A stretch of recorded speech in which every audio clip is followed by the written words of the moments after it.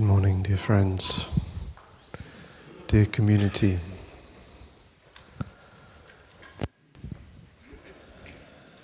Today is the 5th of June, I believe, in the year 2025, and we are in the upper hamlet of Plum village in France on the last day of our retreat for artists.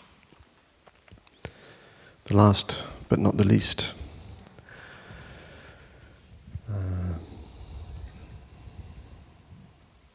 This retreat has been a dream in our hearts for so long. And it's still a dream, but it's a dream that we can live together. So it's some kind of merging between dream and reality that was still unfolding.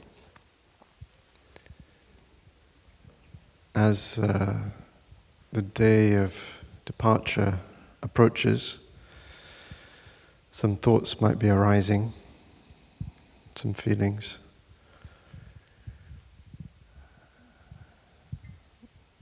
Maybe the question, what will happen when I get home?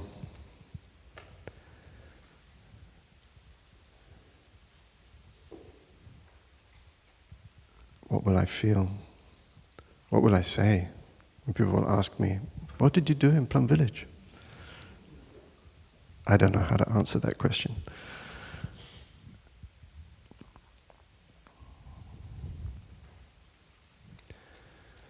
There might still be some kind of doubt. It's all very well, it feels nice while we're here, but in the real world, when I go back to the real world, it's not like this. Can't do this. I don't know, have we already overcome those doubts? Anybody still have that concern? Does this work in the real world? Because this obviously isn't the real world, right? I mean, clearly there was some kind of portal somewhere, where we went from real world to whatever the heck this is.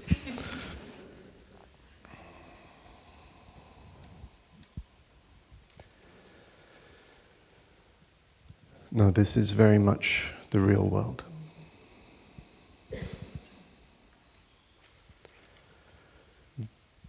Each one of us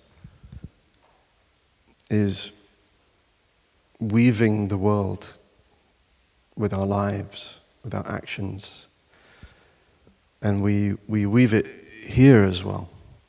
And because Plum village is a place where thousands of people come every year, believe me, they bring the world with them. And so, and we too, we come and go. We can come and go physically, we can also come and go mentally. Sometimes we're here, but we're not here. It's surprisingly easy to leave Plum village without realizing that you left Plum village. So we have to keep coming back. And Plum village isn't really a place. It's Plum village is also a kind of dream. It was the dream of our teacher that he saw very early on in his life. And somehow he was able to see that that we need community. And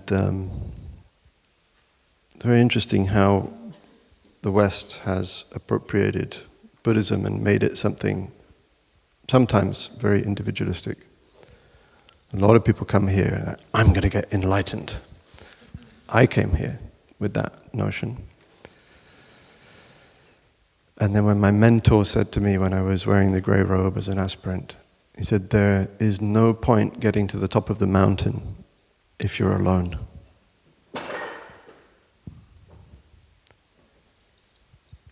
Because we ordained together as a family. There were, I think, nine of us. And well, actually there were 12 of us, but hang on, I'm trying to remember. It's a long time ago. And many have left. But anyway, some number. And he said, you have to go at the speed of the slowest. And I was like, no way. Forget that. And he was like, you'll only succeed if you reach the top of the mountain together. And I looked around the group and I was like, what, with these fools? Forget it. I'm going on my own, and I'm going fast. I ain't waiting around for these guys.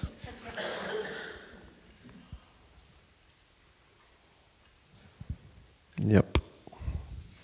Not pretty. Not very pretty.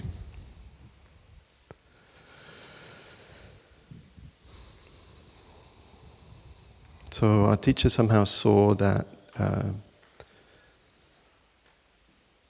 we were living in an increasingly fragmented age, and this was, this is in the 30s, 1930s, 1940s. He already saw it, the beginnings of this splintering, the desacralization, the individualization, which then only accelerated through the 20th century and even into the 21st. He saw somehow we have to re-knit our communities. And he would say this thing about, he would emphasize very much the energy of brotherhood and sisterhood.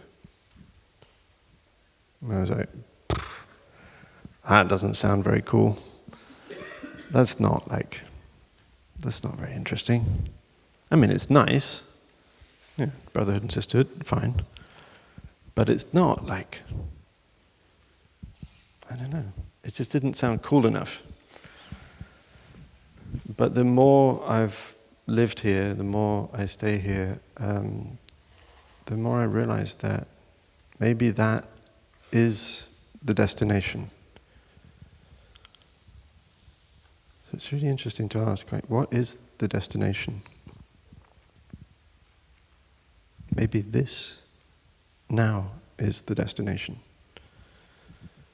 What we're feeling now, and I believe in all of our circles, and in the big circle, we have begun to touch this energy of brotherhood and sisterhood in the human family, and beyond the human family.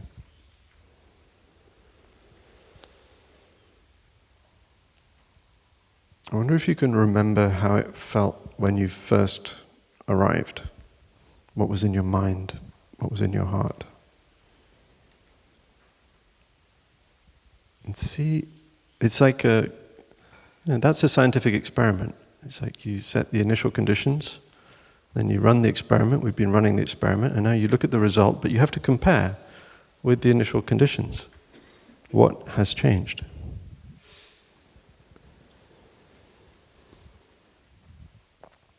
Mindfulness has another element, more than just being aware of what's in the present moment. It has another translation, which is recollection. So we need to be aware of what's in the present moment, but also recollect what was before.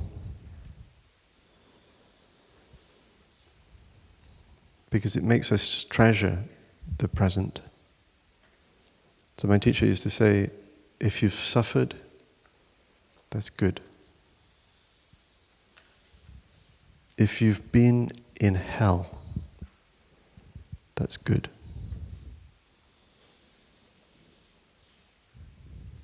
Because if you've been in hell, you know how to appreciate not being in hell. In hell, it's hot. it's dry, it's dusty, it's hard, everything is hard. It's hard to walk, it's hard to breathe.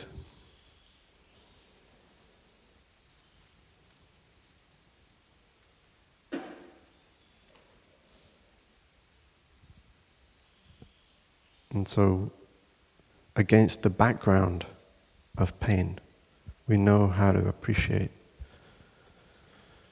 being able to take a breath. And we know that it's a miracle.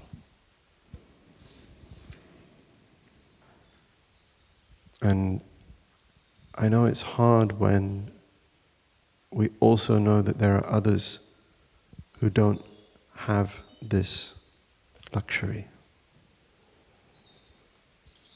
The luxury of this peace, of this safety, of this brotherhood and sisterhood, of this trust.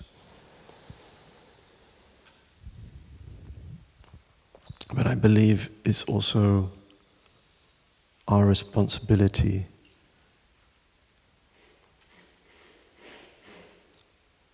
knowing that to really go deep into this peace.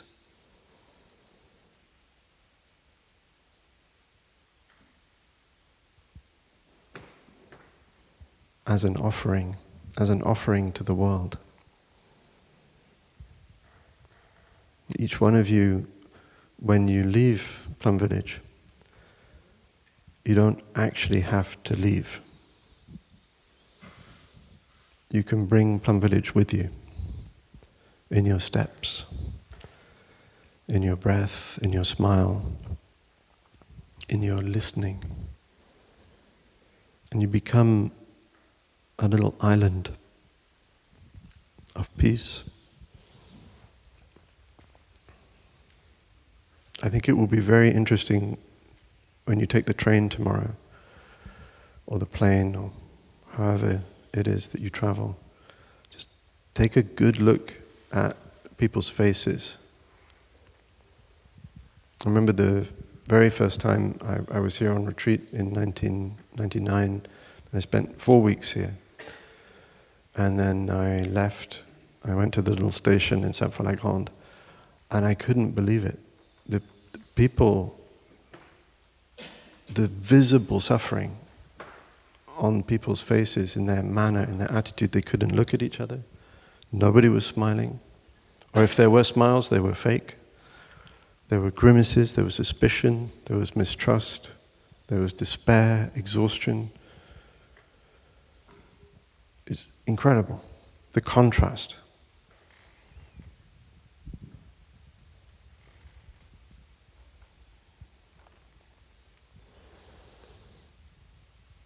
But I think we can bring this with us, what we've learned, and offer it wherever we are.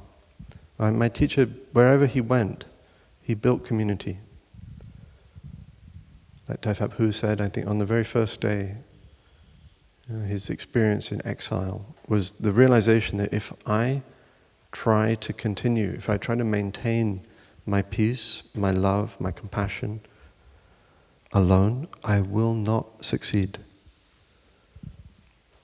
I need community. So he just made community out of whoever was there. His roommate, his professors, children, whoever he met. He shared the practice with them, and they became his community, and I think it worked. The community just grew and grew and grew, and he never stopped. He was relentless. And there were many obstacles.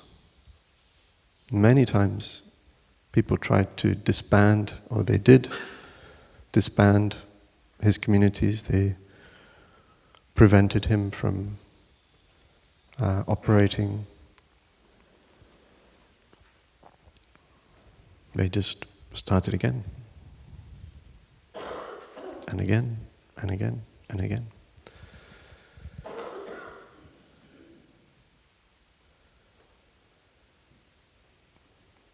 So let's review a little bit. Like what did we do? Because I don't know about you, but yesterday in the Dharma sharing, it just felt like magic. It just felt like magic was happening. Everybody's openness, their vulnerability, just the beauty, the frigidity. And I think there's almost a risk that we say, oh, it's just magic. But it's not. There's method. And it's so I just want to review and sort of piece it together. In a way, I want to disclose to you our theory of change. Because another question that you might have is like, this is all very well, but isn't it just a bit individualistic still, that we're just taking care of ourselves? And what about all the rest? You know, how does this make a difference on the global scale? What if it's not enough to come to Plum Village for a week and really care for ourselves? Maybe it's selfish. So I want to take some time to look at that.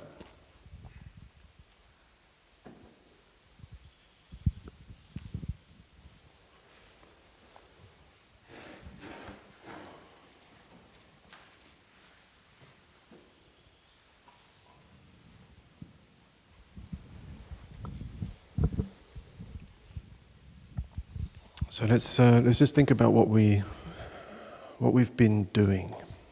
I think one way to say it is that we have been learning or relearning or training the mindful way of living, or the awakened way of living.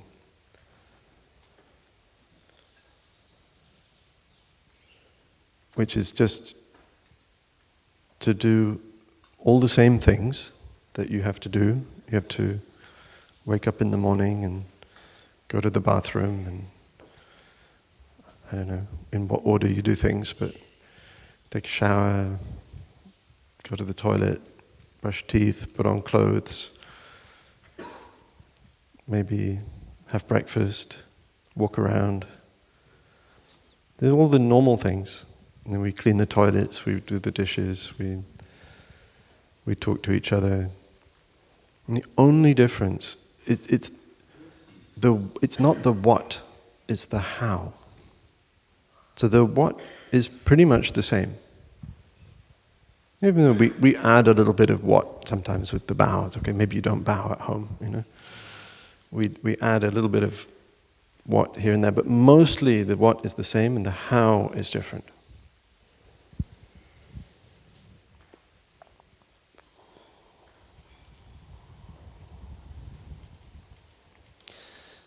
Another way to say it is we've been taking care of the present moment.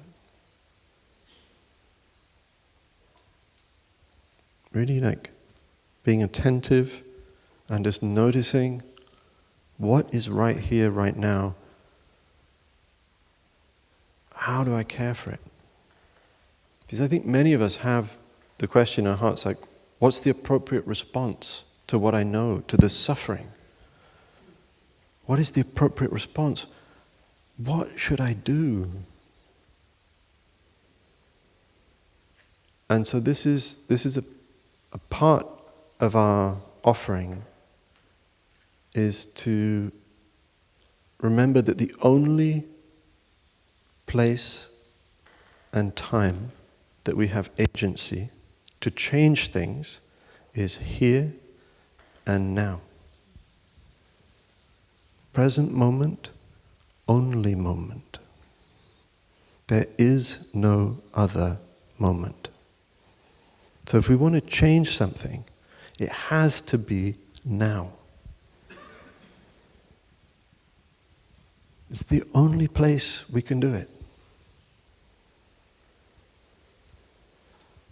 So we have to learn some skills to really start to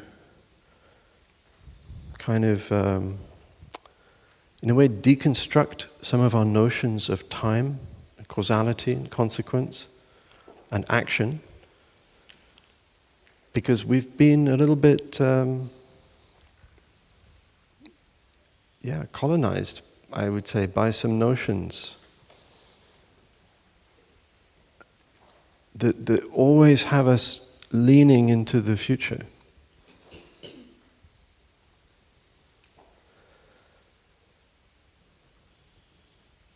So in the present we find not just, we have a strange notion about the present, that it's, really know that we know what it is. But I think a lot of the time we kind of don't really check. There's a kind of tacit assumption that it's nothing special. So I think part of our technology is to really check, am I sure that the present moment is nothing special, is ordinary? Or that it doesn't matter? Because sometimes we're so concerned with else when and elsewhere that we disregard this now. This place of agency.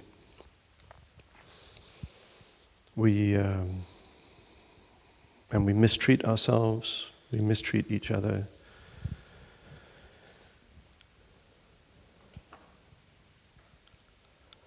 So part of the technology is kind of maybe suspending or removing some of our certainty about what even this is, to reopen a space of mystery.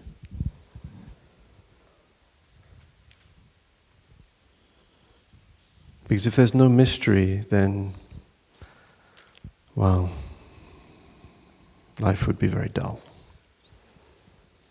And sometimes life, through the lens of scientific materialism, does get dull. It's a little bit like just, it's just a big clockwork. And we have these notions about ourselves that we're just, kind of machines, biological machines.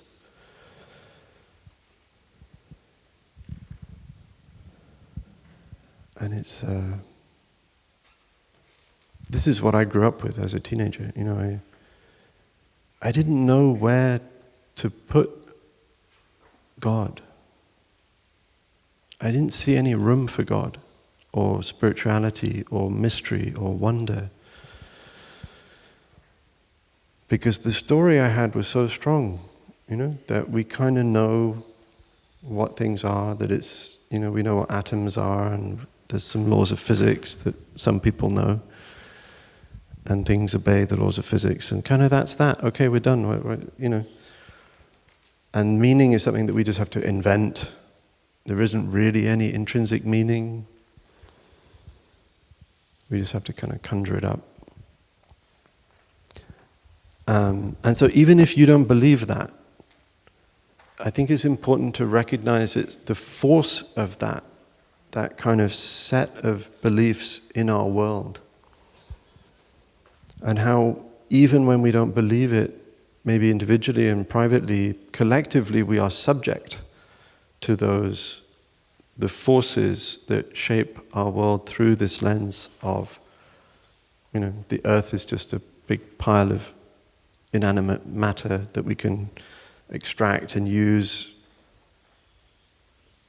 It doesn't feel anything, it's indifferent to our actions.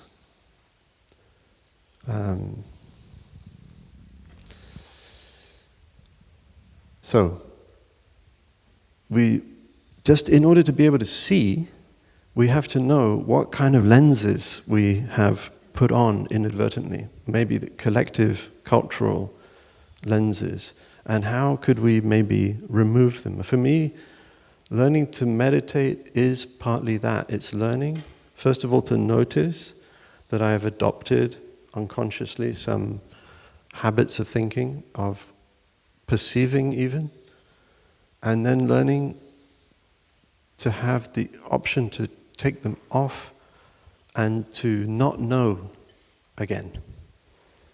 To come back to not knowing, because that for me is the door.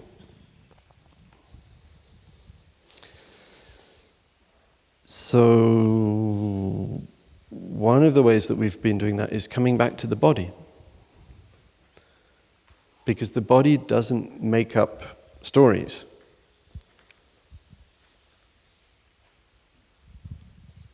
The body can be in this realm of experience without needing to have a conceptual framework to say, I know things, I can describe it, because the conceptual framework is not it.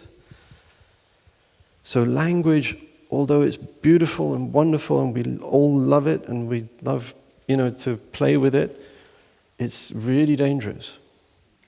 So we need to, especially maybe if we're going to use language as artists, we need to have some freedom from it.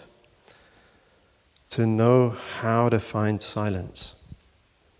Deep silence. Not narrating our own experience to ourselves, but to be able to move into the realm of just feeling. A lot of people, when they come to Plum Village, they're like, I can't meditate. I can't stop thinking. That's just how I am. I just think all the time. No way. I'll never be able to do that. And it seems like it should be something very difficult to stop thinking. It's not as difficult as you think. And there may be many, many moments where thinking is already stopping, but maybe we didn't notice. And in a sense, we can kind of only really pay attention to one thing at a time. So when we voluntarily bring our attention to sensation and sustain that attention, as long as you're sensing, you're not thinking. So, but don't take my word for it. That this you have to check. You have to check and check again and check again, and then see how long can you sustain the mode of just feeling, of just being embodied, just being in this fluid realm of sensing, feeling. How long can you stay there without the mind, bouncing back and say, yeah, but what about? That's the inner pine gate.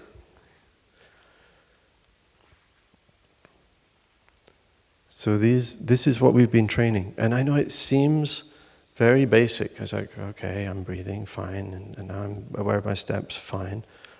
But what about systems change? See, there's a part of our mind that's not satisfied with such a simple solution, such an apparently simple solution. It doesn't seem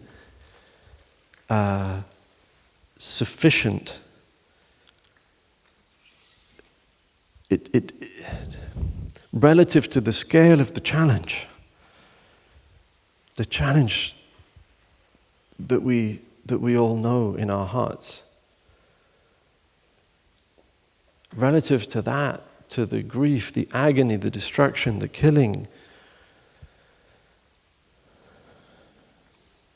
it's like, how can breathing, walking, feeling my body, listening to a bell, it just seems trivial relative to this. But I would just say, don't be too quick to decide what is trivial and what is not.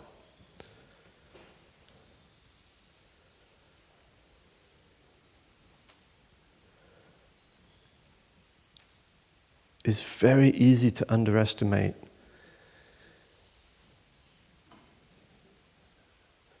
the transformative power of just being there, of just being here.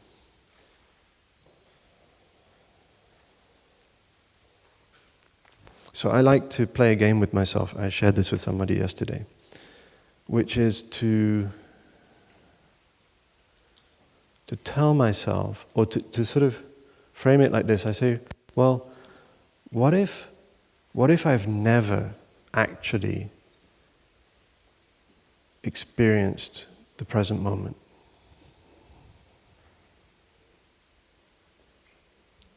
Because if I think I have, then it's like, oh, I know that. I know what that is.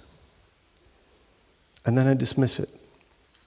But if I think there's a possibility that I haven't, then suddenly my curiosity is engaged. I'm like, ooh, I wonder what it is. I wonder what it's like. What would it feel like?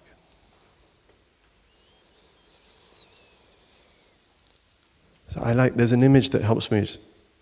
If you remember any math from high school or whenever it was that you'd studied maths, there's a thing called an asymptote, where you approach a limit but you never reach it.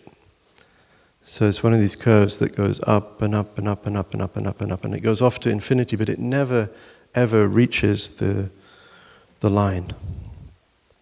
So maybe the present moment is like that. And in our practice, we're on this kind of asymptotic approach. And we can get closer and closer and closer, but it's kind of beautiful if we never reach it, because then it's always a mystery. There's always something more we could discover.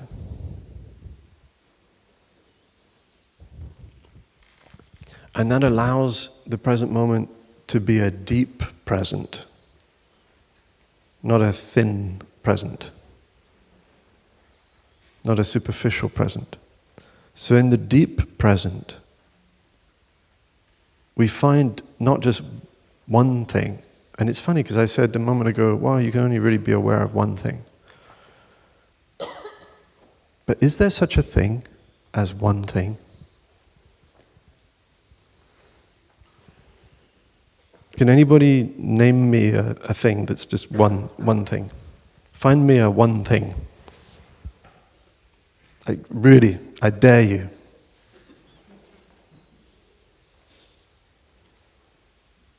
Anyone?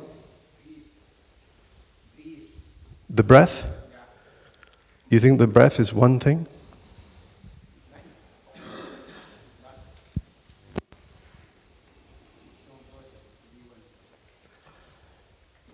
So the breath is air.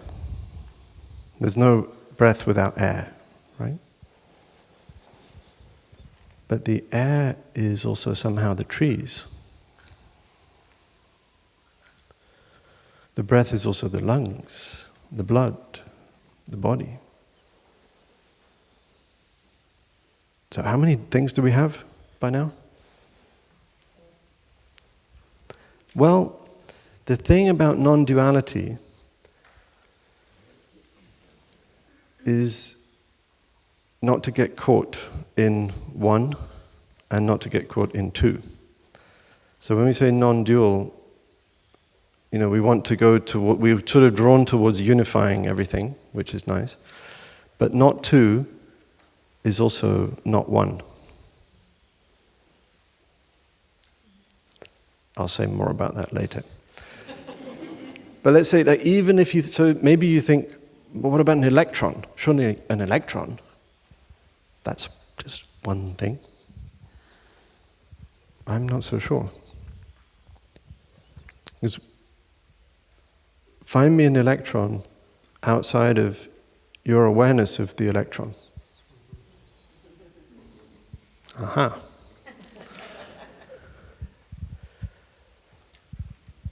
The other thing about the electron is that we think, oh, electron, that's very small. It's a kind of a point charge. That's how it's conceptualized in physics. It's like a unit of charge. But actually, charge is a field. Right, so this thing which is supposed to be one thing, where is the edge of it? So a field of charge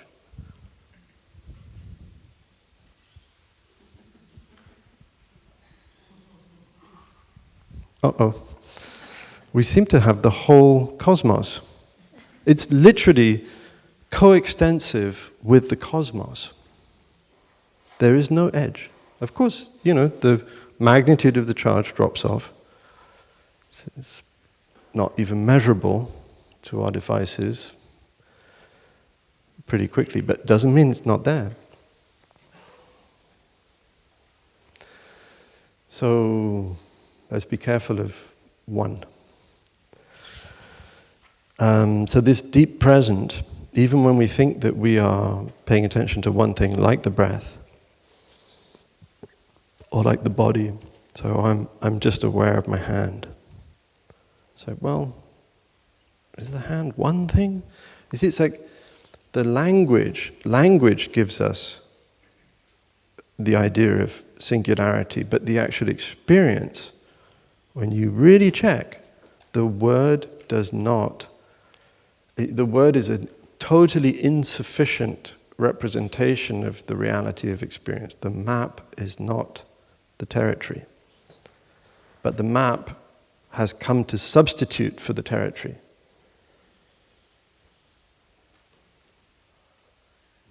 This oneness is a concept of God, singularity. And I also feel that it's funny, when you look what all it is all-inclusive entity.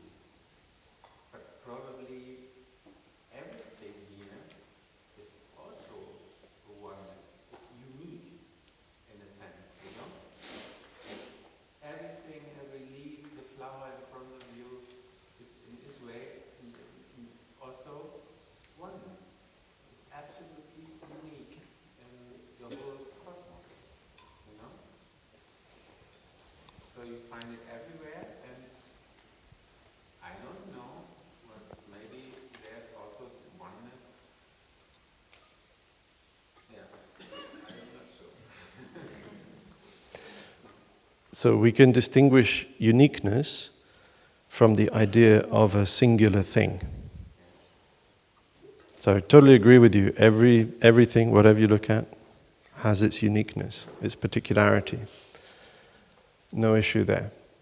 But it's more the question of the way that language suggests the existence of entities, definite entities that have their own separate existence. Those I do not find. If you find one, please tell me, because I have not yet found one. So this is the sense of the depth in the present is the, whatever we find in the present, we find, in a sense, everything. So maybe yes, in a sort of sense of the all in the one in the all in the one. If we find everything, then maybe that's the only one thing, is everything.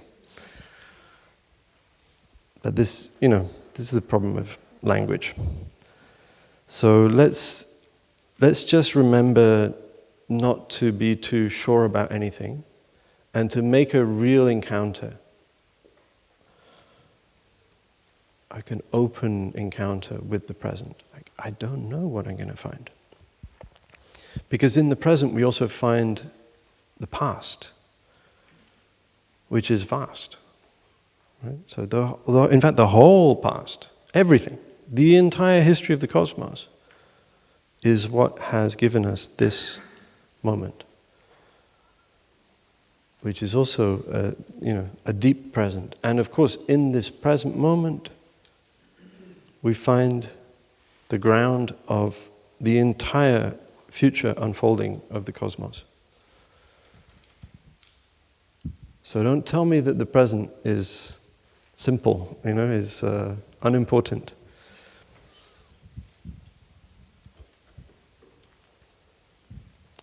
We find eternity in the present. So it's just all little reminders to remember that when I bring my mind back to my breathing, I bring my mind back to my body. These are not trivial things. What we find in sensation is the present, which is eternity.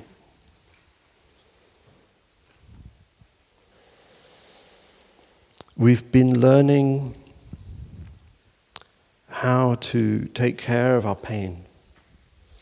First of all, to have the courage to really make this encounter with it. Because of course what we find in the present moment is not always what we want. It's not always comfortable. It's not always particularly nice. Even at the level of sensation, we may find tension. We may find feelings that we would rather not have. We find regrets. We find anxiety. We find despair. We find burnout, overwhelm, all these things.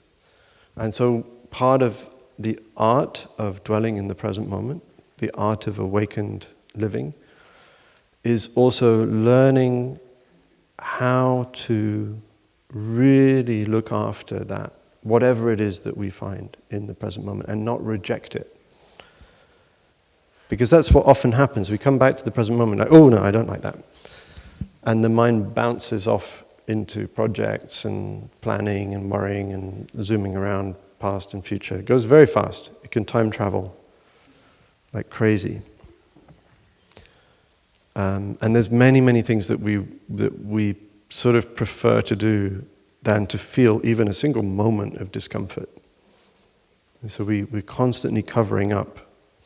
But it's the door, the discomfort, the whatever it is that we find in the present is the door. This is why the path of the first noble truth of Buddhism is suffering. It doesn't mean it's all suffering.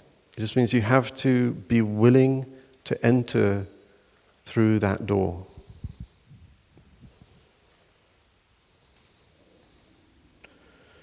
So when we say, I've arrived, I'm home, it sounds nice.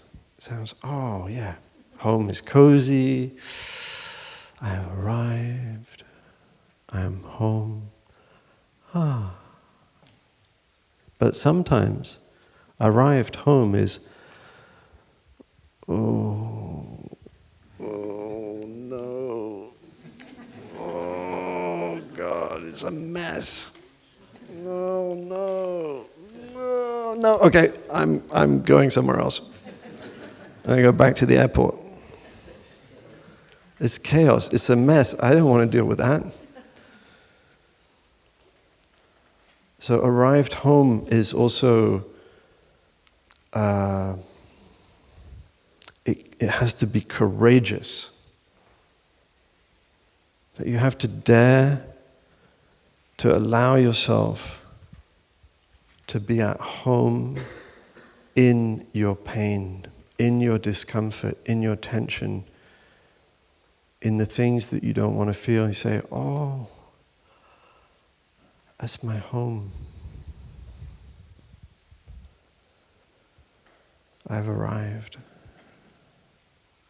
And it's very strange because the moment we really accept, even though, yes, there may still be some discomfort and unease, there's also a wonderful feeling of finally,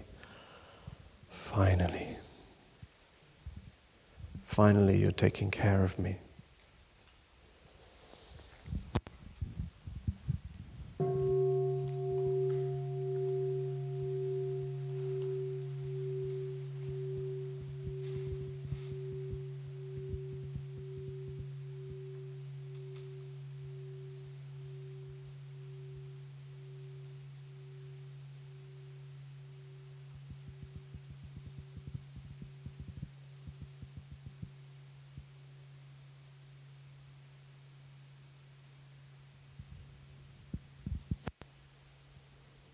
So can you just feel right now that whatever it is that you're feeling,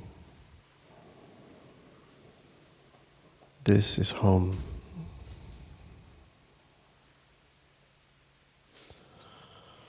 Oh, hello. Hello, my home. I'm here. I have returned.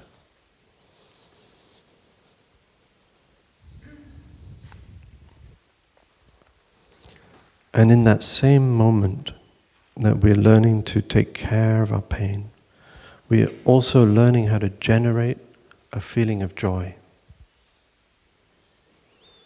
And it's not one or the other.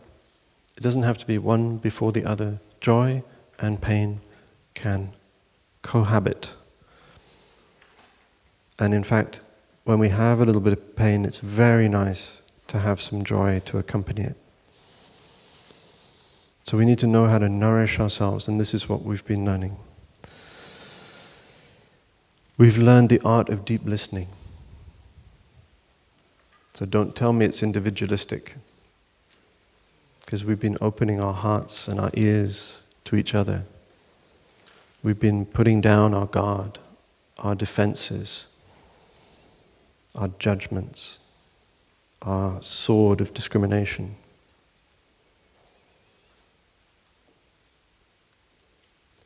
We've been learning the art of loving speech.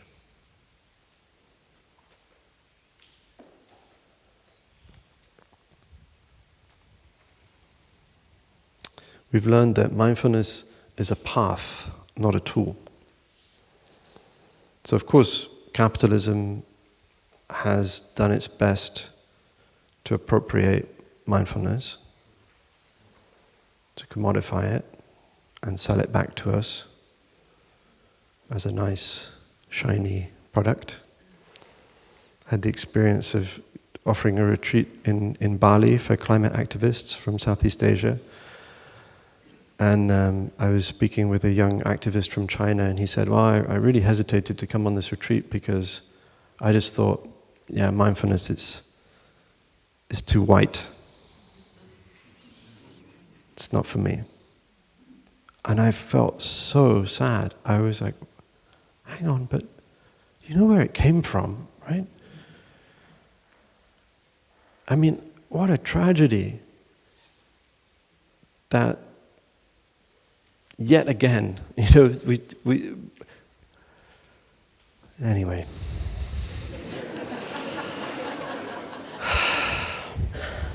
Let's not go into that. You know what I'm talking about. So we're reclaiming it. And we resist the instrumentalization of mindfulness. We resist the commodification of it. We resist the appropriation of it. And we restore mindfulness to the path, which is a path of ethical conduct, as Brother Treasure shared so beautifully the other day. So, we've also been learning fearlessness, kind of fearlessness in relationship to our pain, to our grief, to our sorrow, and to the pain and grief and sorrow of the world and of our collective present. We have to have a fearless encounter with the present. All of this we could call applied Buddhism. This is a term that our teacher wanted to coin, or he did coin. And sometimes we call it applied mindfulness because that's less threatening for people. It doesn't sound so much like a religion. I didn't much like the idea of organized religion when I first came here. Very suspicious. And in a sense, it is a resistance movement. You haven't joined a cult, but you may have joined the rebellion, the resistance. What do we resist?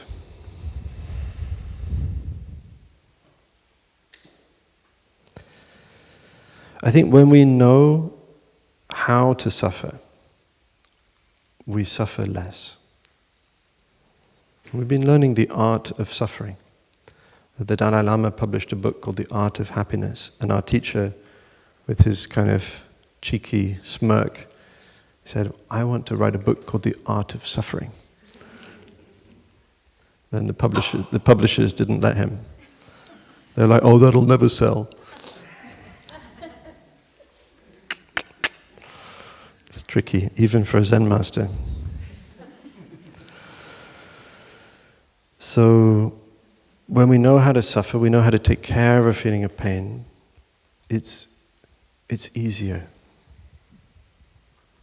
Those feelings have less of a chance to spiral out of control, to spill, to do damage in our relationships. We take care of them, we become responsible. Responsible for our reactions, for our feelings. And when we know how to generate a feeling of joy,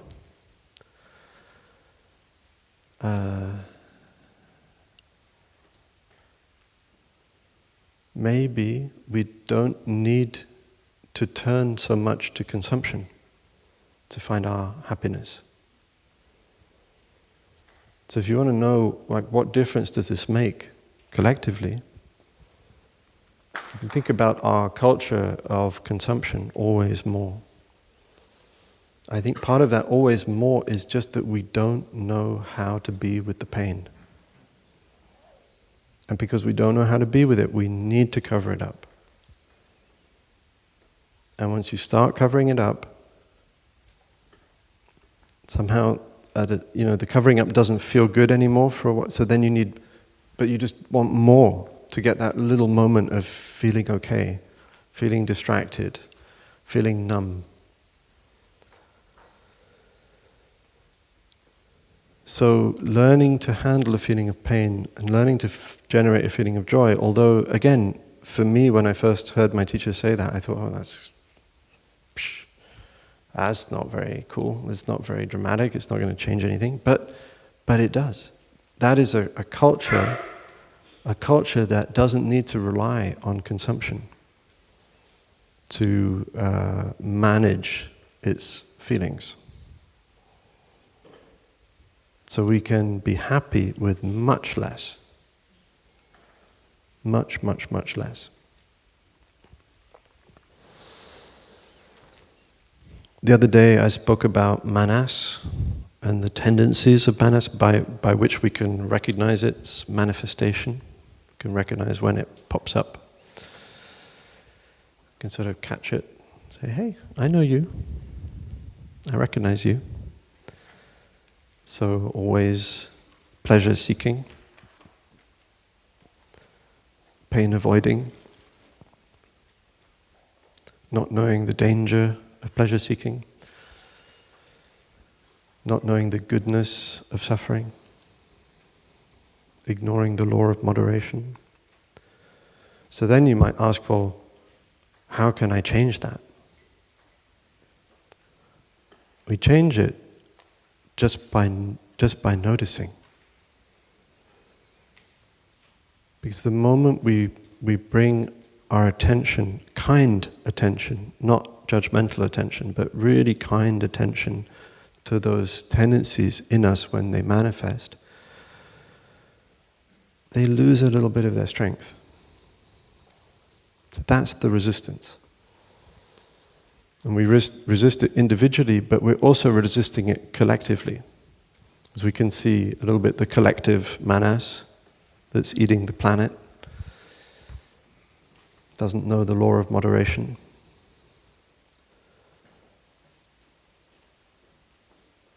And so the kind of front line of that resistance is in our heart, it's in every moment, it's in every choice we make.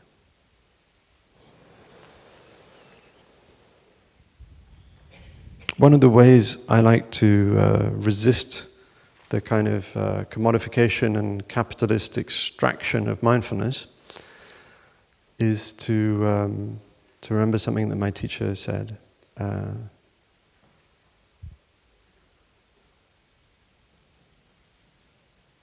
Which I found very challenging at first.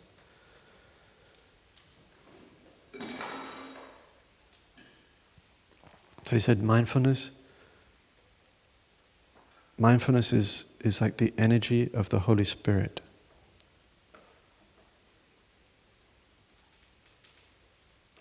So when I first heard that, I was like, okay, I'm not Christian.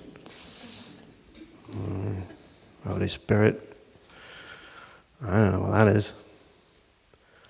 But as I continued to practice,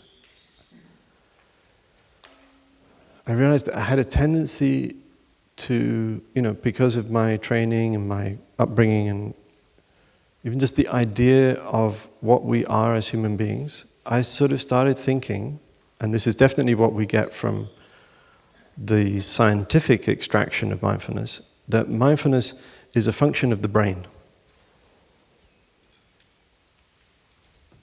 One of the ways that many of the secular mindfulness things that are happening like to convince you that mindfulness is good is to talk about the research, right? And they'll cite some nice neuroscientific study and everybody feels better and it's like, oh, it's proved. But what did we prove? What were the assumptions? Usually what they prove is that doing mindfulness practice changes something in the brain or helps with executive function, decision making, emotional regulation, But all of these things, executive function, emotional regulation, decision making, are thought of within that framework as functions of the brain. And mindfulness too. They like trying to find a specific spot. It's the dorsolateral prefrontal cortex, or is it the medial prefrontal? It's like they always find these little bits that light up in their fMRIs. They're like, oh, it's that bit. Now we know what it is. Well, I'm not so sure. So when Tai says something like, mindfulness is the energy of the Holy Spirit, he's giving us a chance to not know. Because if there's one thing I know about the Holy Spirit, it's that I don't know what it is.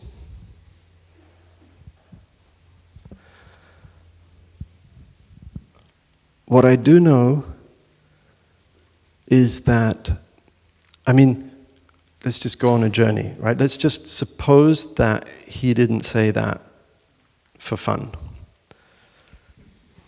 right? Let's just give him the benefit of the doubt. Thich Nhat Hanh knew his onions. He knew what he was about. And so if he said that, maybe there's something there. So let's just go with him a little bit. Say, okay, you say it's the energy of the Holy Spirit. That has a few implications. First of all, what that means is that this thing that I call the energy of mindfulness is not mine. Because I might have a tendency to think, my mindfulness, I'm so mindful. I'm more mindful than you.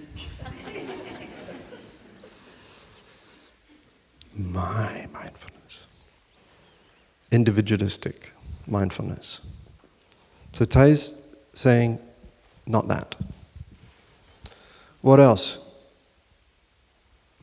I don't know much about the Holy Spirit, but surely whatever it is vast.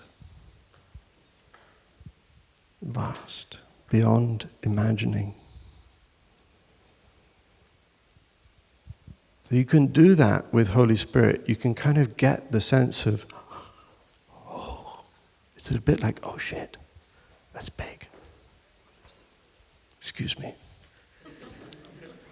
But then transfer that to mindfulness and you realize like, oh my goodness, he's saying that this energy of I'm aware of my breath is that vast thing. That unknowably vast thing, and I am touching it. Whoa, that's different. That's not what I thought I was doing. Do you see? What else? He's saying, what else do we know about the Holy Spirit? It's mystery. So mindfulness is mystery. What else? The Holy Spirit, surely, if there is such a thing, the Holy Spirit, it's love. It's love, like a love beyond imagining, beyond human love. Vast, vast, vast. That's what mindfulness is? Really? This is just a way to help us not to underestimate it. I'm aware of my step. I'm aware of my breath. Whose awareness? What quality of awareness? The Holy Spirit, it must be tender. It must be tender. Is that what mindfulness is? That tenderness, that sweetness, that infinite love. And guess what? You have it.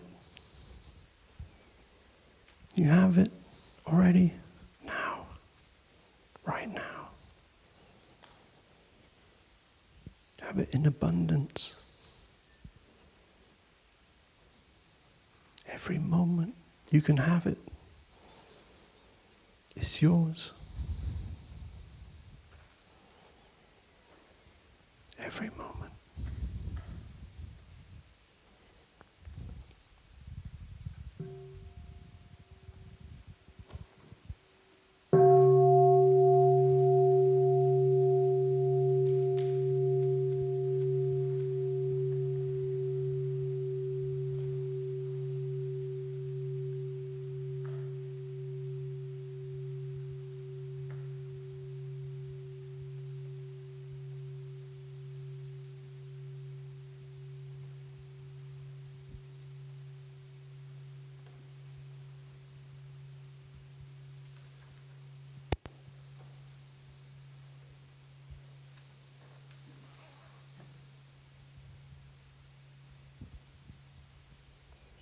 So our dear teacher, he left us some Easter eggs. He said that mindfulness is the energy of the Holy Spirit. I probably ignored that for a good 10 years. But I heard it. I just didn't know what to do with it. But after 10 years, that seed, just been waiting patiently, and for some reason or another, at last I was ready, and it went, bloop, a little leaf. Hello.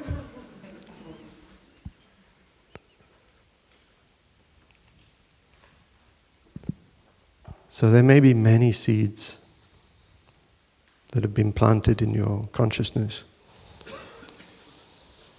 And you don't have to feel like you need to understand it all or make sense of it all. Just trust the seeds. They will be patient. They can wait as long as they need.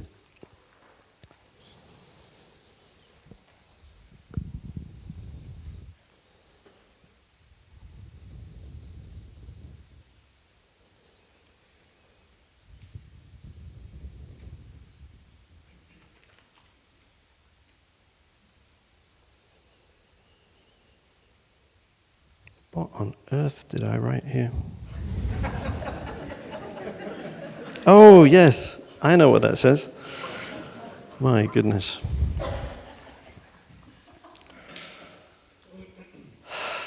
Okay, So, the other thing about this path, this mindful resistance, is that it's radical.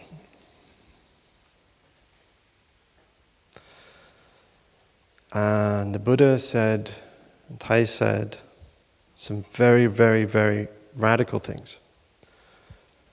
And for me, it's helpful to get just how radical it is. So one of the things that we tend to do is to sacrifice means for ends.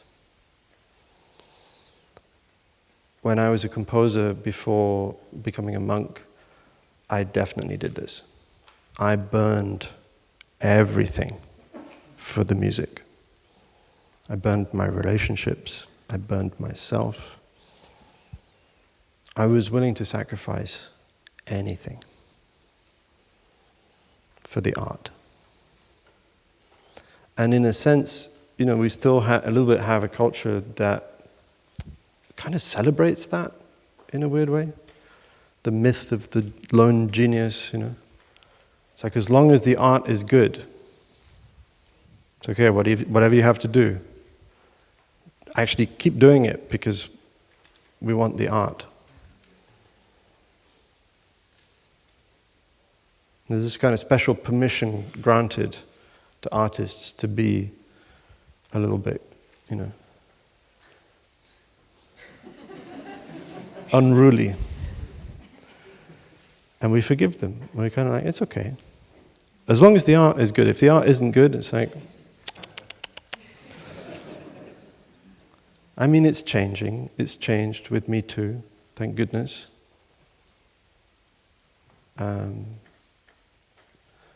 But I think it could change more.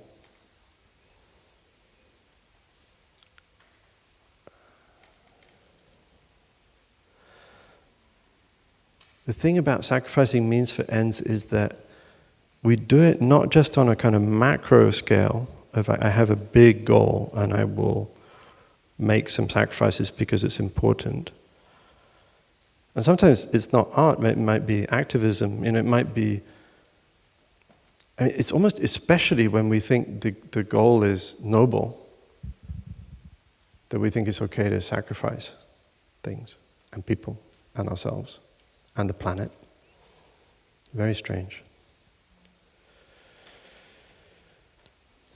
So we do it on a macro scale, but I'm interested in the way that we do it on a micro scale as well.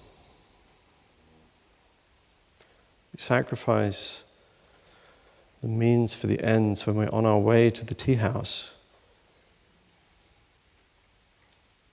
Because what we think, the moment we kind of go, oh, I want a cup of tea. Nice cup of tea. Our mind is like, that's the goal, and I've just got to get there. And so we sacrifice the moment, the wonder, the freedom, the agency, the peace. Our mind's already over there.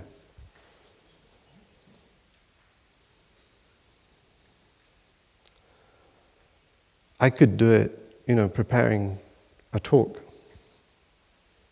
We're like, well, it's okay if I get a little bit stressed because I got to give a good talk. It's very easy to do. It's worth it. So I have to be very, very careful. I'm retraining myself to think, well, no, but hang on. But this moment, this breath, is the talk. It is tomorrow's talk. This step is tomorrow's talk. So I cannot sacrifice it.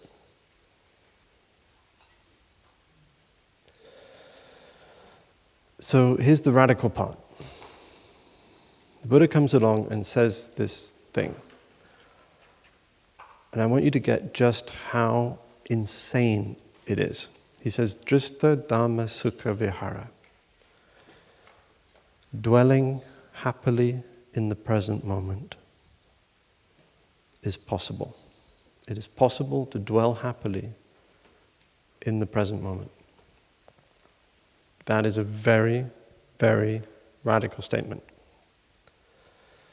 Because he doesn't mean just some moment, some nice moment, when everything's kind of like got it just right, got the incense, the cushion, little candle, flower, you're on your own, nobody's making any noise, they're not cutting the grass, it's all good. Yeah, I get it. Dwelling happily in the present moment. He said, no, the present moment, which means this moment. It means every moment. So let's follow the logic.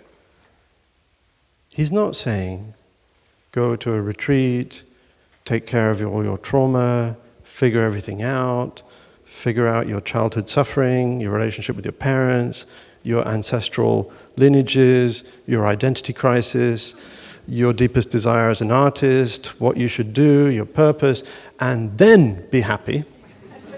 He's not saying that. But that's what we do. We're always thinking, I'm going to sort this out, and when I figured this out, and I just need to, I just got to figure this part out, and then it'll be good. So we always hold our happiness hostage to the present moment, to the things we don't like.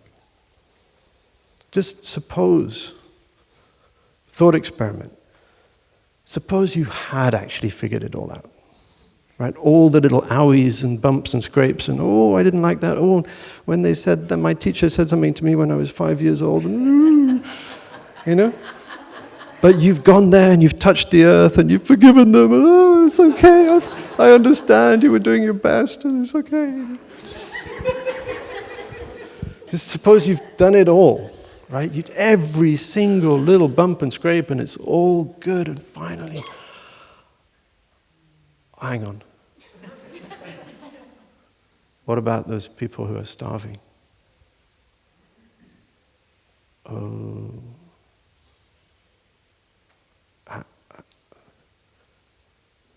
I need to fix that. I need to fix the climate crisis. I need to fix injustice. I need to fix inequality. I can't be happy. How can I be happy?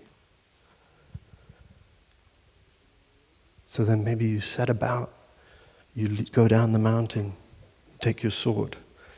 I'm going to bring justice. And then, once I've helped everybody solve all of their childhood trauma, and I've fixed all the injustice and all the discrimination,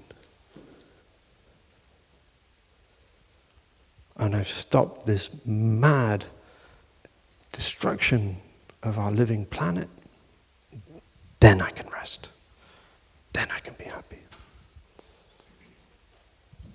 This is not what the Buddha is saying. He's saying, now. He's saying, don't wait. Don't wait.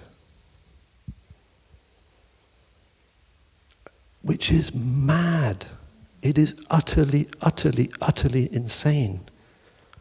Because how, dear Buddha, how can I be happy? When this is, the killing is still happening. Now the bombs are falling. Now the children are starving. Now. And you say, be happy. It doesn't make sense.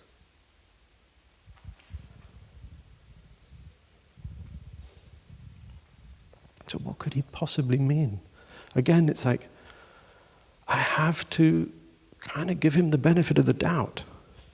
I have to at least give him a chance, because I think whoever he was, he wasn't fooling around.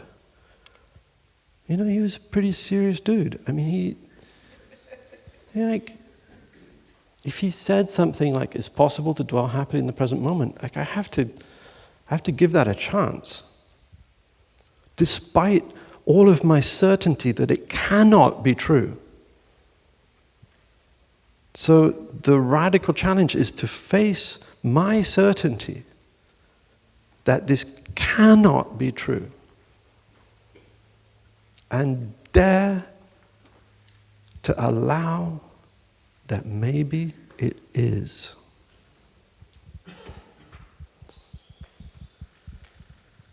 Right now, maybe I think that I can't be at peace and be happy until I've convinced you of this. Right? And then, like once I finally found the right way of saying this, then I'll be happy. No, I have to touch it now. Now.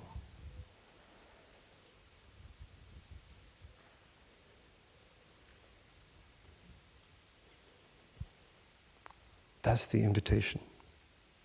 Don't wait. Don't wait for love. Don't wait for freedom.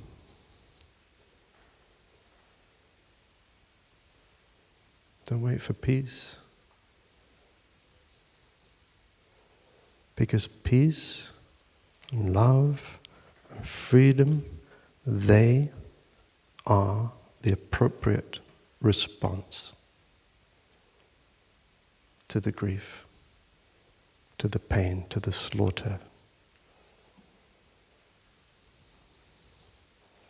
This is our theory of change. We dare to allow ourselves to touch happiness as the response, as our offering. Happiness not in ignorance of what is happening. Happiness in the full awareness of what is happening.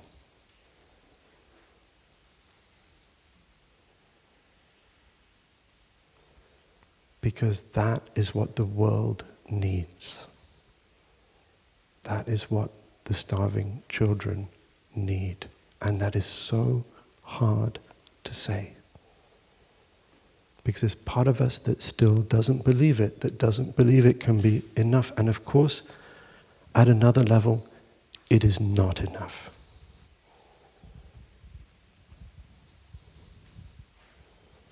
And both things can be true. The thing about touching that happiness in the present moment, it doesn't mean that we stop there and we say, okay, now I'm done. It means that we bring that freedom, that peace, that stillness to the world, to our action.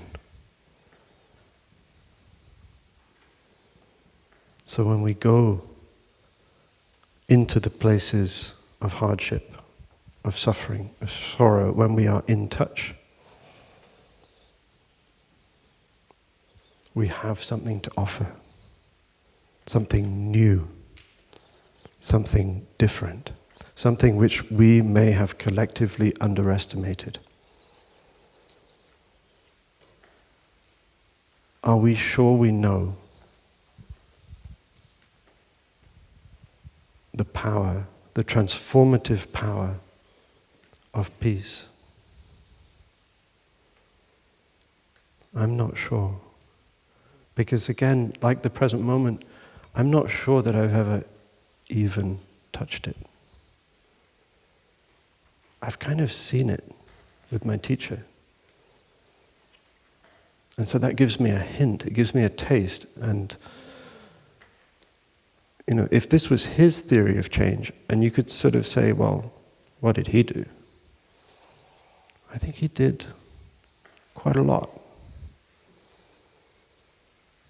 One man taking peaceful steps.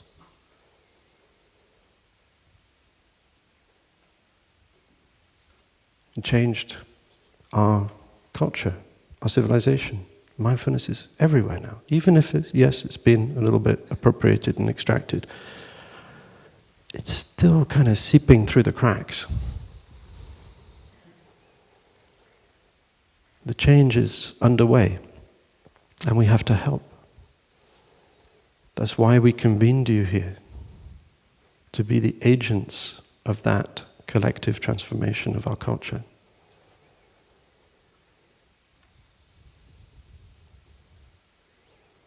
But you have to get how radical it is. It's not just a lifestyle hack. You know, it's not just a little bit of mindfulness, 10 minutes a day, so you can sort of manage the stress and the awfulness and the hypocrisy and the, it's not to make an intolerable system tolerable. No. It's to utterly change the system from top to bottom.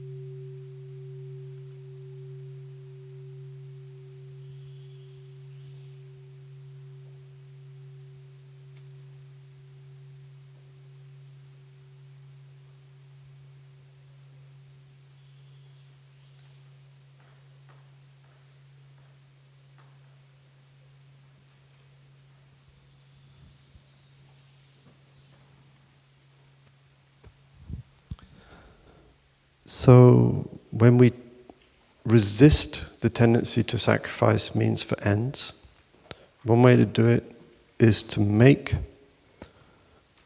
the way the goal. We make the how the destination. So I retrain my mind. It doesn't mean I don't have goals in the future, right? It doesn't mean that we can't plan and accomplish things in the future. But it's like you set the goal, but then you come back to the present moment and you know that now every step is the goal, because the destination is in every step on the way. It's already here, because if I make this step in forgetfulness, that will manifest in the goal, the thing I think I want to do. And because I care about the goal, I want to make sure that every step embodies that care. Because nothing is lost. Every thought, every word, every action continues. You can't hide it. You can't kind of like stuff it under the rug. Whatever we do is the fruit of our entire life.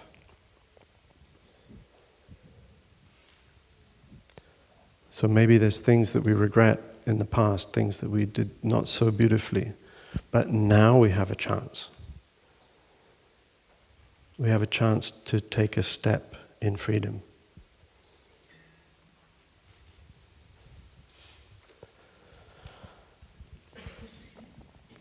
We talked a little bit about store consciousness. And I wanted to say a little bit more about that because I think it's nice. It's a nice kind of image or metaphor for us as artists. And in a sense, I think as artists, we've probably been training a lot the kind of conduit, the communication with the unconscious, with the vastness, with mystery. We've been training our inner ear to catch those little subtle hints and silent nudgings, to trust our intuition. But sometimes, certainly when I was sort of growing up and doing my best to figure out, how to be a composer, it was quite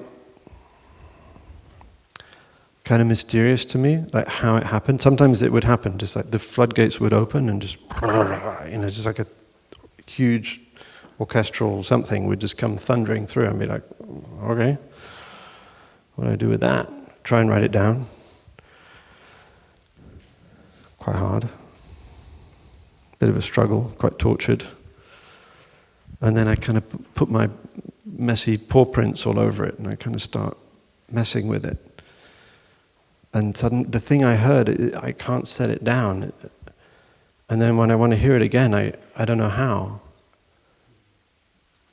So in my early 20s, I had found that sometimes, this is not a recommendation, by the way,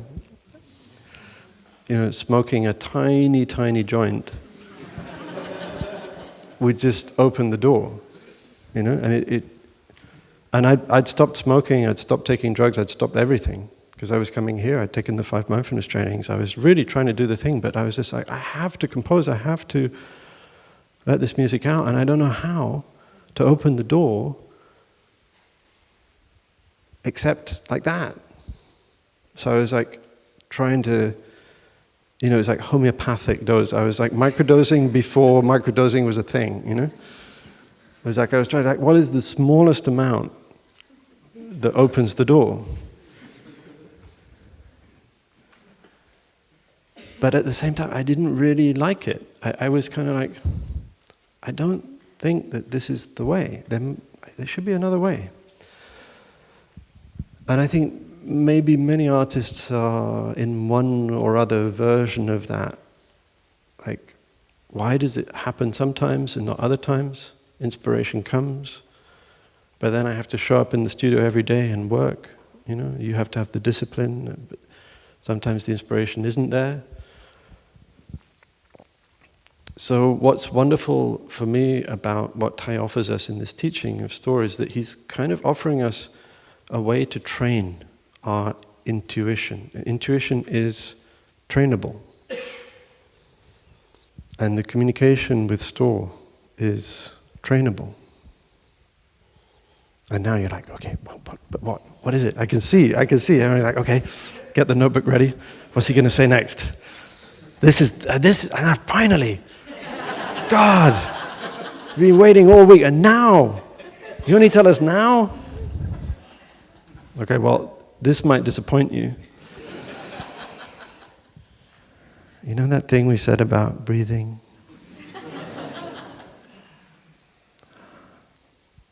Walking, eating your breakfast.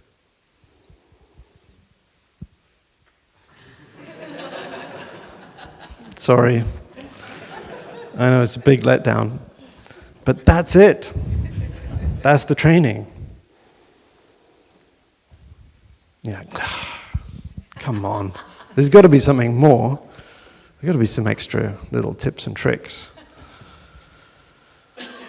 Well, maybe. I like listening.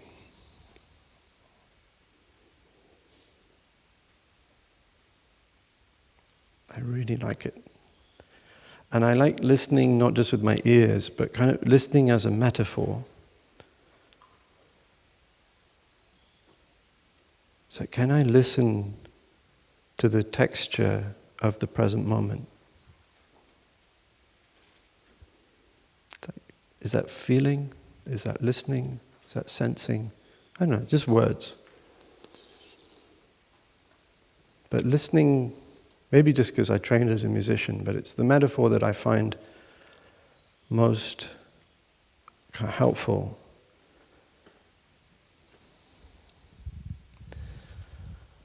Okay, I am going to give you a little trick.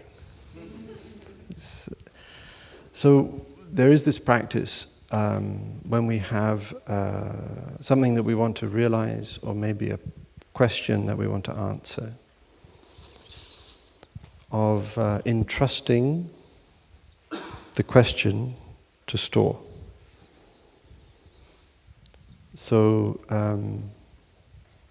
the image in the old Zen stories is like you go to the foot of the mountain by the spring and you plant the seed of your question in the earth. And then what? Well, the thing about us is like me, for example, if I have a big project to realize or a deep question, I have a tendency to kind of want to figure it out with my mind. And that's kind of mostly the way we're trained to try to solve problems, like weigh up pros and cons and talk about it and think about it and try to manipulate it in our mind. And the same thing sometimes with artistic projects. I was remembering trying to write a fugue, and you're trying to solve kind of counterpoint, and it's kind of thorny, and it's objectively hard, and the mind. What I learned is the mind is quite limited for those types of problems, for the big problems. They say you want to realize a big piece, a big art piece, music, film, drama, installation, whatever it might be. It's kind of like there's a lot of things that are going to fit together in some way, but it's kind of ungraspable. It's like you can't really do it with just your little brain. And yet we try. We try to sort of figure it out. At least I do. And so what I've learned is that there's this other part of me, which is also not me, which is more than me, which is much better at that kind of stuff. The thing is, even if I try to do this, okay, I'm going to do this. I'm going to do the thing he said. I'm going to plant the seed. But then it's like, okay, I planted the seed. How's it doing? It's like, I'm just going to dig it up a little. Is it growing yet? Are you growing yet? So I go meddle with it. And then it doesn't grow. I probably kill it. So when you plant a seed in the earth, the only way for it to grow is to leave it alone. The earth knows what to do. It's like Brother Bao Tang said the other day, when the farmer grows wheat, you don't go and pull on the wheat to make it grow faster. The wheat knows what to do. Leave it alone. But there are some things that we can do with our mind consciousness. The seed does need some things. It needs some water. It needs some sunlight. It needs some nutrients. So what are those things? Right, that's the metaphor, but what does that correspond to? What are we talking about? Because I might think, okay, I plant the seed, and then, I don't have to do anything, so I can go and watch TV. But there's a bit of a problem there, because if I'm watching TV, I am watering the seed, right? The sense impressions are coming in, that's rain falling on the soil of my store consciousness, all these impressions. But is that the right kind of water? Is that what the seed needs? The seed of my dreams? I'm not so sure. It might not be the right kind of water. Maybe there's a better kind of water that I could offer to my store consciousness, to my seed, to my deepest wish, or my deepest question. So what could that be? Well, you remember that thing we said about breathing in, breathing out? God, that again! Come on, give it a break. But, really, I recommend it. I'm serious. Give it a try. Plant the seed. Something important to you, something that really matters. And then try try to do as little as possible. Now that is hard. So not only are you going to not meddle with it, but you're not going to overload yourself with more stuff, more consumption. Your steps, your breath, being in nature, being with your feelings, being with your loved ones, it's enough. You don't need to put more stuff in. The soil and the seed already has everything. So remember how there's no one separate thing? It's like the seed already has all the information of the entire cosmos in it. So you don't need to read another book, listen to another podcast, watch another documentary. I mean, that's nice too. I like doing those things too. And it's really important, at least some of the time, just to know that there is a connection between the apparent doing nothing and creativity, and the communication with store and the training of intuition. There is a connection. So just offer that as something to explore. It's kind of vast, and I'm already over time, so I don't want to talk too much more about it, but I think this is really, really worth exploring as artists, as a community of artists. You know, sometimes the doing nothing is just go to bed. And this I find particularly difficult. You know, when I get an idea and I'm kind of like, I get going, and I don't want to go to sleep.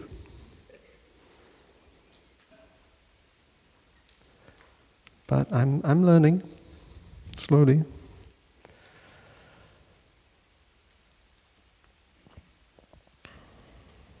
Because in sleep, there's also communication. Okay, I'm going to give you one more trick. So you remember that layer of manas in between store and mind? Sometimes our teacher would draw it with one extra thick line, and he said sometimes we have an embargo, a blockade on store. Because there's things down there that we don't want to feel, to think about, to see, to remember. And so we try to, it's like putting a lid on a pressure cooker and you try to keep it on. Because we're afraid. We're afraid if I feel that, if I let that come up, and it might be personal, it might be ancestral, and it might be collective. If I let myself feel that, it will be too much. I will be overwhelmed. I'll be swept away. I will not be able to handle it. And so we kind of lock it down. And we try to go about our life as artists, and there's the problem.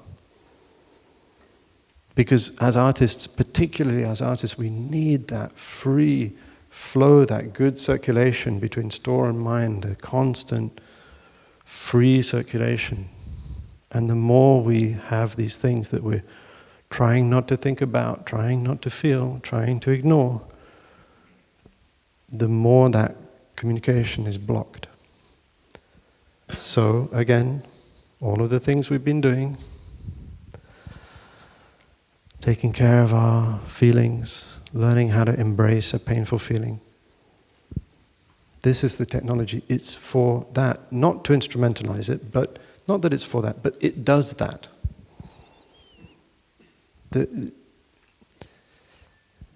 So again, it's a kind of just an invitation not to underestimate the power of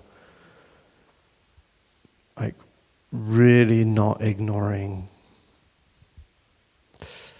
the pain, the discomfort, like really loving it.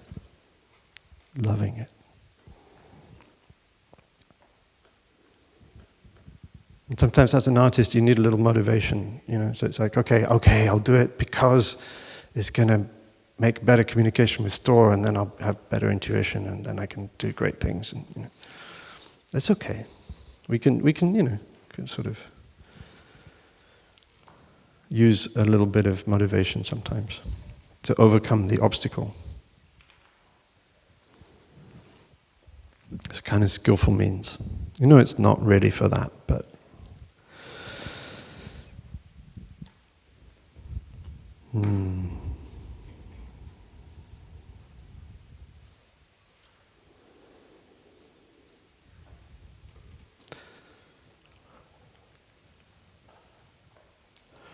So, I was going to talk about the 3 doors of liberation, but I think I already am over time now, so maybe we stop there, and you have to come back next year.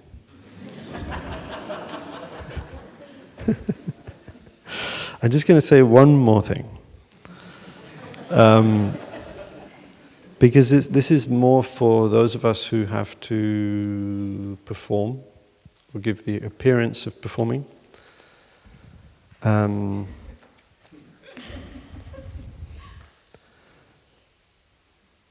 this is something that has really helped me, so it's quite concrete. So we've been talking a little bit about no self or no separate self.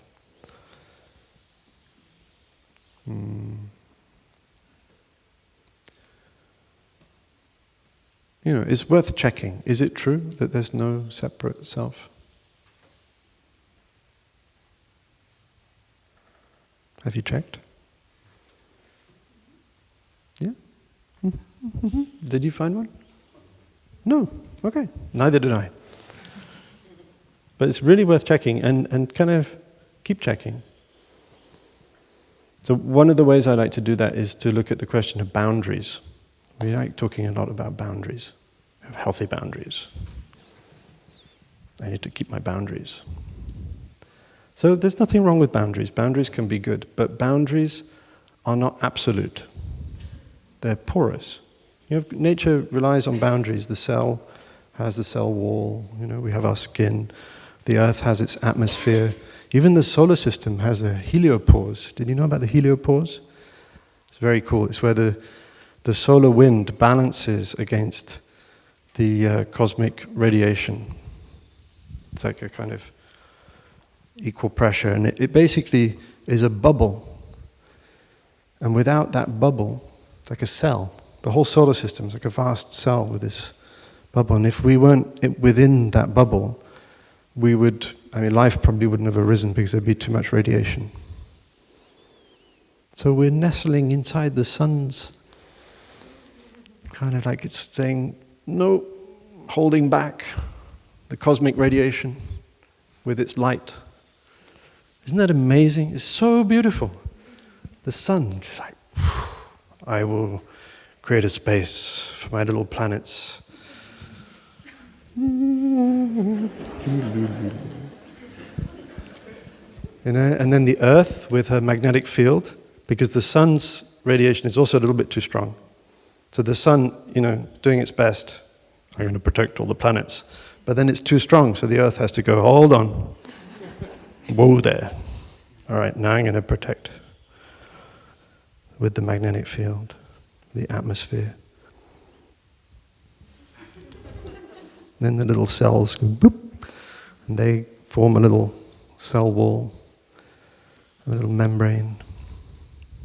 Then we have organs and bodies and skin.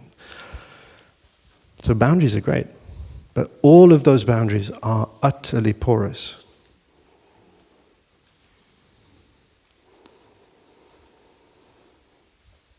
So if you ever find yourself thinking, oh, that's a toxic person,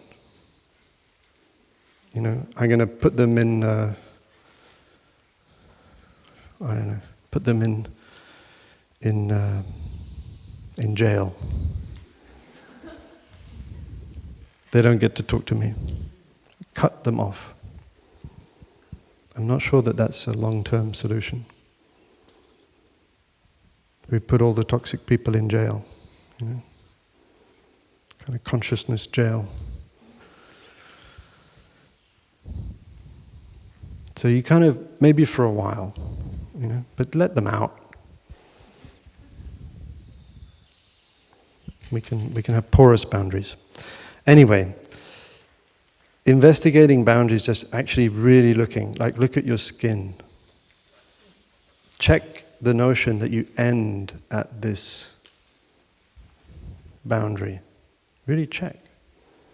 I think in our circles, it's very clear that we are porous to feeling. Right? Usually my feelings are so important. But when you're happy, I'm happy. When you're sad, I'm a little bit sad. So I don't know if it's your feeling or my feeling. I don't think those words are appropriate to the situation. They are limited. So beware the concepts, especially when they concern self and identity. Oh, we love that one. Good old identity. Anyway, I'm not going to talk about that. I'm going to talk about this business of having to get up in front of people and do something. Because, okay, so I take a very concrete example. When I ordained here first, everybody knew that I was a musician, so they thought that meant that I could chant. It did not mean that. So I had an allergy to singing. I mean, I don't know, if you've trained as a classical musician, you may know this, but I went to a specialist music school and then music college, and the musicians have feelings about singers. The instrumentalists, There's like the instrumentalists over here, and we all get along, and the singers, because they're opera singers, so they come with a little extra something. We tend not to communicate very much. So I was like, singing is for idiots. And the main reason I thought that was because somewhere along the line I'd got the idea that I couldn't sing. So of course, if I couldn't sing, then, well. So anyway, I show up here and I put on a robe and shave my head, and then they say, sit at the bell, chant. I really don't understand my trauma. Somebody told me I couldn't sing. But I have to go there and sit there. So then I think, okay, but I'm going to do it really well, secretly. I'll show them. So I go there and I sort of prepare myself and I memorize the chant, and I'm like, okay, I got this. And then I'm sitting there and I think, okay, I'm going to chant, I'm going to do it really, really well. I'm going to be the best. So I do my thing. And then after the meditation, I'm kind of like hanging around a little bit, like, So, anybody going to say they like the chanting? No? Oh, it's noble silence. Okay. I guess you're going to tell me later, right? Yeah. Tell me later how good that was? No? And then nobody says anything. So I'm like, okay. So I thought, okay, maybe try something else. And this took me a little while to figure out. But then I sat there at the bell and I thought, you know what? I think I got this completely back to front. It's not about me.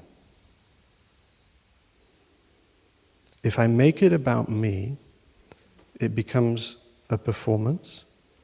I tense up. I think I have to do something well. I'm trying to impress people. Then I'm very concerned with what they think about it. My mind is full of critics. 10,000 critics. And it's a disaster. So I thought, okay, you know what? It is not about me. So I sat there, I came very early, like half an hour early, and make sure I'm the first in the hall. I sit there, I establish my mindfulness. And as people are coming in, but I'm eyes closed, but I can sort of sense people coming in. And I visualize them, because, it's winter retreat, and I know who's here, I know who's in the hall, I know everybody. And I kind of visualize them.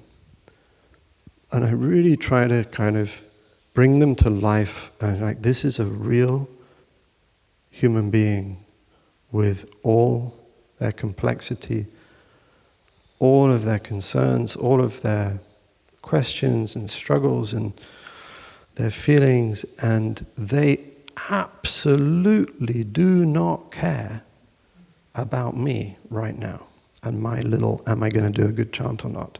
They don't give a damn. Because all they want is to have a nice sitting meditation. Maybe they're hoping not to fall asleep. Maybe they're hoping to have a little concentration. Maybe they're hoping to have some insight, to be able to transform some of their pain. So that's what's real for them. And I have to make it real for me. So I really bring them all to mind, all the characters. And I know what some of them are dealing with. I know what's happening in their lives to some extent. To the extent that I know it, I animate it in my consciousness. To the point where my being at that point is full of everybody. And the only wish that arises in the light of that awareness is a kind of very pure, it's kind of wild yawp of just like, I just want you to be well. My wish is for you to touch a moment of peace, a moment of stillness. And I want that so much. And I'm gone. I'm totally invisible in that scenario. My stuff is totally out of the way. And then I chant, everything flows. And it feels wonderful because I'm not trying to do anything. I'm not trying to do it well or do it right or not do it wrong or not trying to impress anybody. It's like a prayer. I wish for you to have a moment of peace. So I found that this is a very, very good kind of ritual, or like a kind of practice to do before any kind of offering. And I really make it a discipline. So before coming to give a talk or do anything, or chant or play or do anything. To really kind of get out of the way and remember it is not about me. And I find that is a way to kind of diffuse manas. Because manas is sure of one thing, which is it is about me.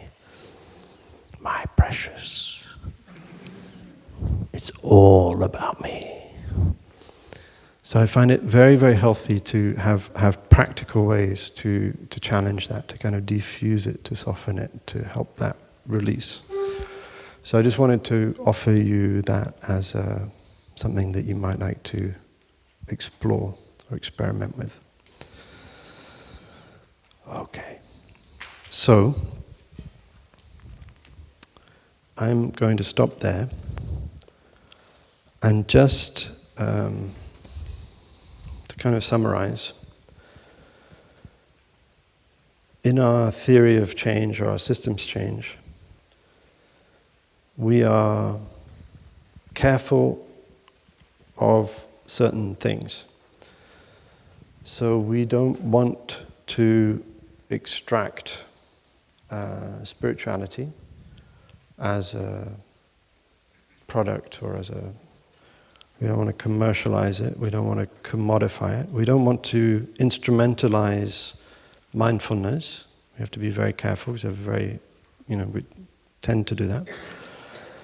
And we don't want to weaponize our values as well against each other, because we can very quickly find ourselves in a circular firing squad where nobody is good enough, nobody is right enough, nobody is,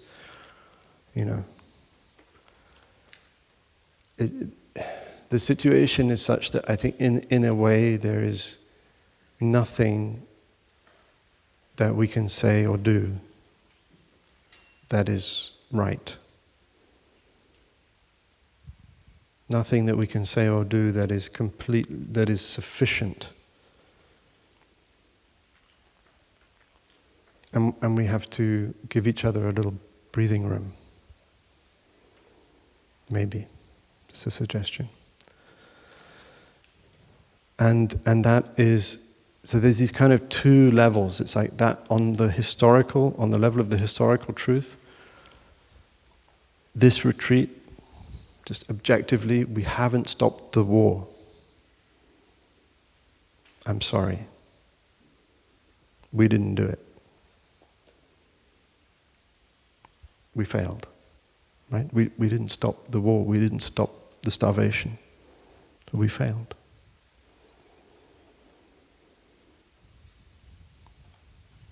That's the tragedy. And my teacher, we all kind of venerate him and his activism and everything he did to end the violence and the killing in Vietnam. But the truth is that he didn't stop the war. He failed. And I say that with the utmost respect. And I think it was a tragedy for him.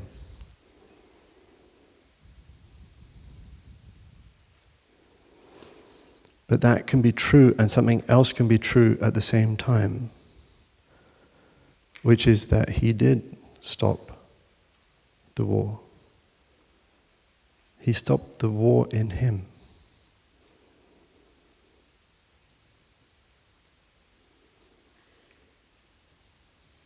And wherever he went, he shone the light of that peace. And that peace is still radiating. It radiates through us and out into the world. And we don't know exactly how cause is followed by effect, by what effect. We don't know. It's impossible for us to measure the impact.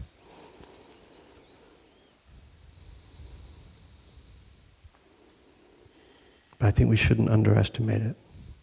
And it's also like his action isn't finished. It hasn't stopped. It continues. So how can you measure it? How can you say it wasn't enough? Because it's still going. And maybe it's growing, not getting less. We amplify it.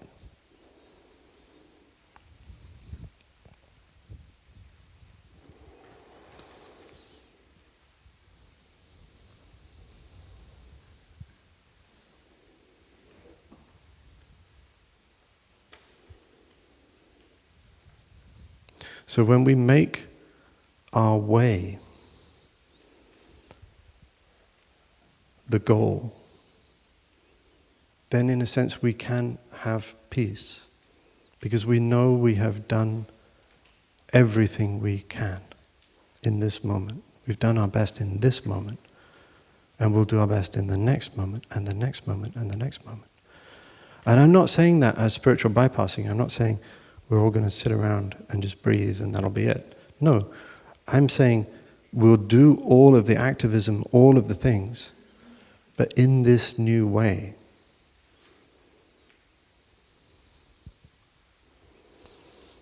And then we can really start to understand what my teacher meant when he said, there is no way to peace.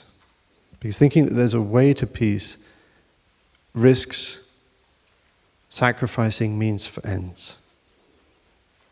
It's like, I want peace in the future and I will do whatever it takes to get peace, including violence.